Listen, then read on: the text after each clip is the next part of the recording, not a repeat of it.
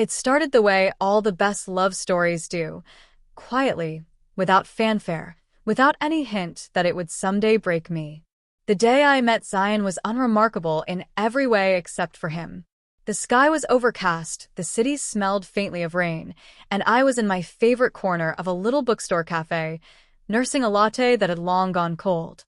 I was scrolling through travel blogs when he walked in. He didn't look around much, just headed straight for the travel section like a man on a mission. He had a black coat on, his hair slightly messy, like he'd been in the wind too long. I watched as he reached for a book on European photography, flipping through the pages with an almost reverent focus. When he looked up and caught me watching, he didn't look away.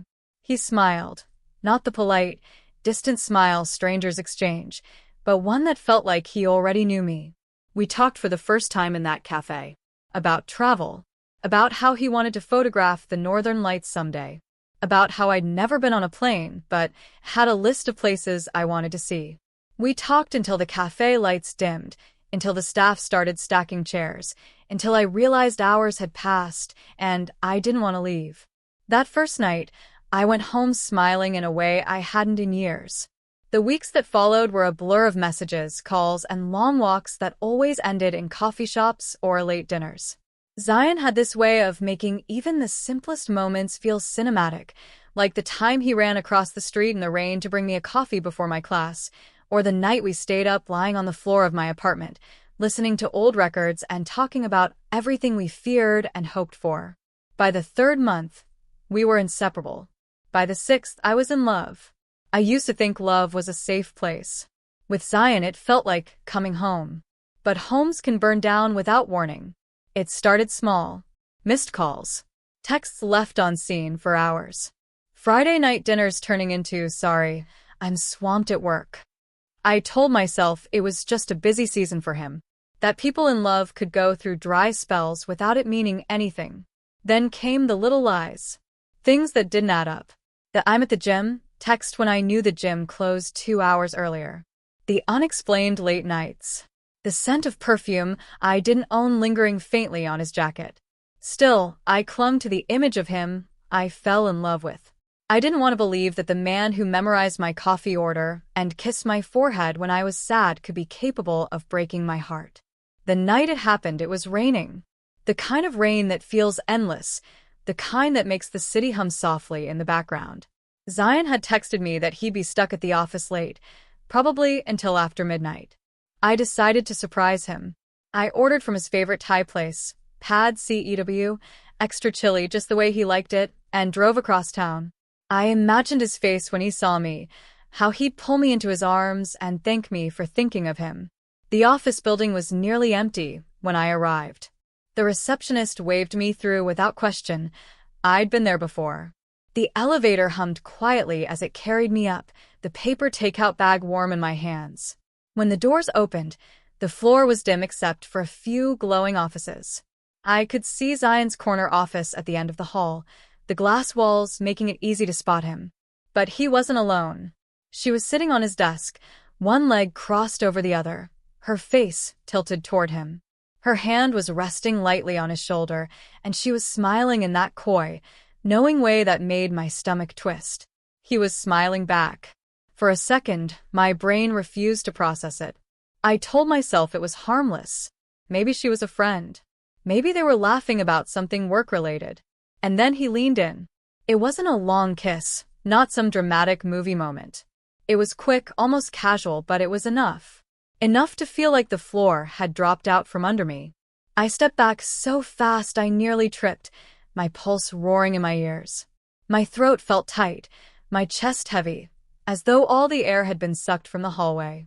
I turned and walked away, my vision blurring as tears threatened to spill. I didn't remember pressing the elevator button. I barely remembered stepping inside.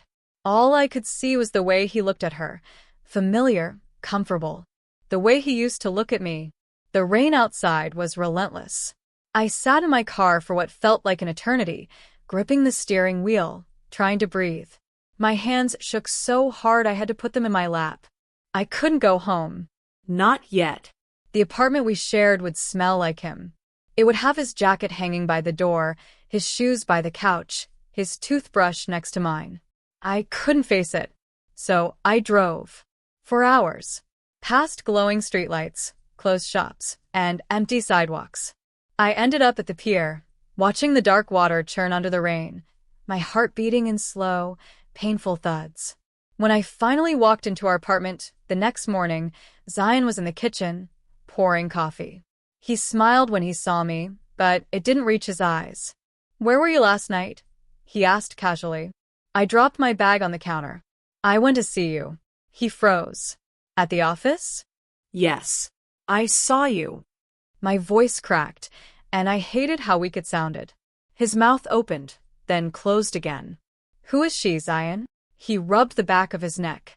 "Ayla, it's not." "Don't you dare tell me it's not what it looked like," I snapped. "I saw you. I saw you kiss her." Silence.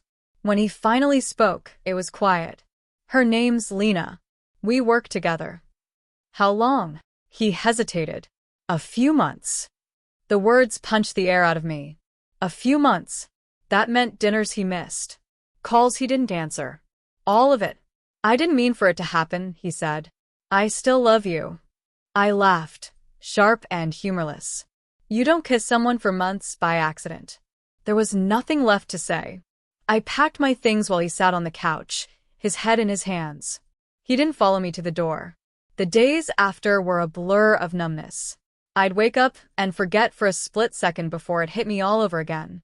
I deleted his number, blocked him everywhere, but his ghost lingered in the songs we used to listen to, in the Thai restaurant down the street, in the scent of coffee on a rainy morning.